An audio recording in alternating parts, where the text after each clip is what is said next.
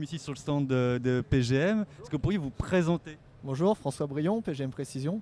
Donc, on fabrique et on commercialise des fusils de tir d'élite pour les forces françaises et les forces amies, bien sûr. D'accord. On ne peut pas se permettre aujourd'hui de vendre qu'en France pour le développement de la société. Donc, on est obligé, avec l'accord et l'aide du ministère de la Défense, d'exporter nos produits à l'étranger. Alors, plusieurs choses. Donc là, on vient de parler du ministère de la Défense, son accord et son aide. En quoi le ministère de la Défense est un acteur qui est une aide pour vous? On a une direction internationale au niveau de la DGA qui peut nous mettre en rapport avec des pays étrangers qui sont intéressés par nos matériels. Très bien, ça vous a aidé à glaner des marchés à l'international sans déflorer des secrets économiques. Est-ce que vous pouvez nous parler de ces succès à l'international?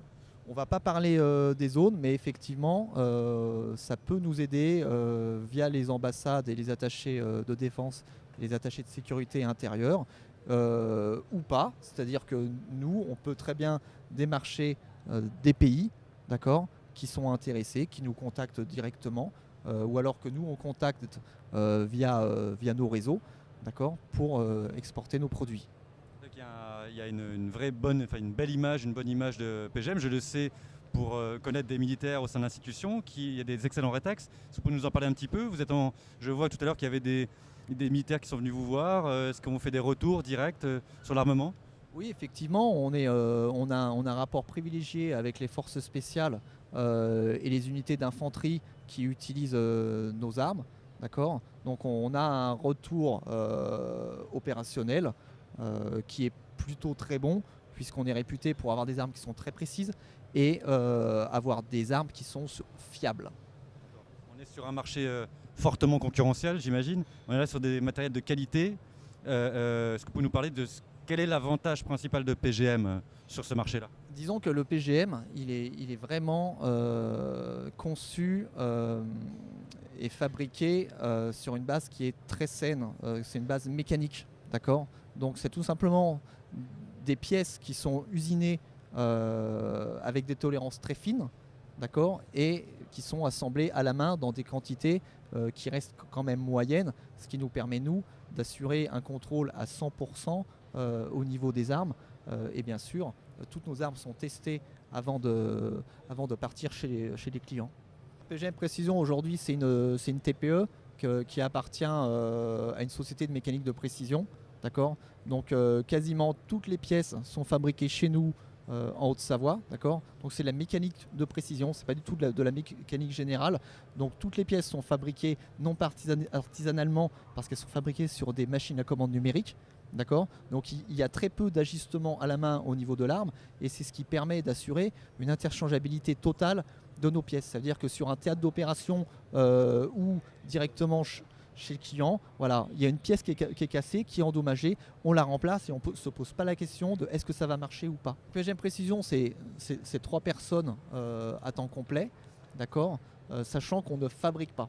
Hein, on fait sous-traiter toutes les pièces qui composent l'arme au sein de la maison mère, donc qui est une société de mécanique de précision, et ensuite PGM s'occupe de l'assemblage, du marketing, des formations clients, type formation armurerie, d'accord, du SAV, de toutes ces choses-là. On peut recevoir les unités françaises ou étrangères chez nous pour de la formation maintenance, d'accord, tout simplement pour que l'utilisateur puisse assurer dans le temps le SAV de ces produits. C'est-à-dire que nous, on leur délivre tout simplement les pièces de rechange et eux sont capables de changer un canon ou telle pièce sur l'arme. Et on peut effectivement se rendre à l'étranger, comme récemment au Brésil, quelques semaines avant la Coupe du Monde, pour former nos clients.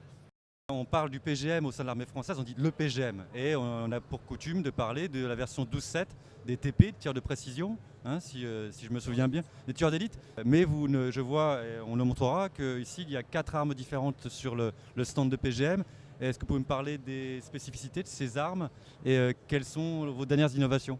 Bien sûr. Alors, la première arme PGM qui a été vendue, c'était l'Ultima Ratio en 308, qui a été vendue, qui a été même dessinée, conçue pour le raid.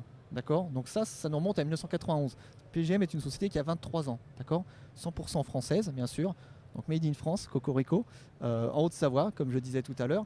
Donc on couvre à peu près toute la gamme des calibres en termes de snipe. 7,62 qui est le 308, le 338 l'Apa Magnum et enfin le 12,799 qui est plus réservé à l'antimatériel avec des distances qui avoisinent les 2 km.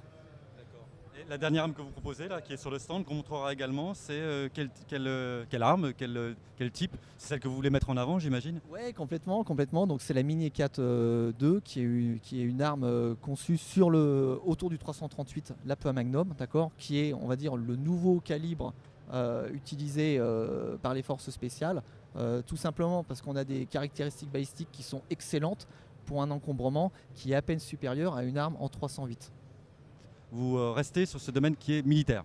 Alors très bonne question, effectivement on a des biens de double usage, on va dire, c'est-à-dire que nos armes peuvent complètement être utilisées par les tireurs sportifs qui veulent... Au biathlon par exemple? On a un projet qui est en cours effectivement au niveau du biathlon, donc là on est sur des calibres qui sont beaucoup plus petits, on est sur du 22 LR, d'accord. Donc ça c'est un projet qui est en développement. On n'a rien à montrer aujourd'hui, mais en tout cas on y pense fortement avec l'équipe de France de biathlon notamment.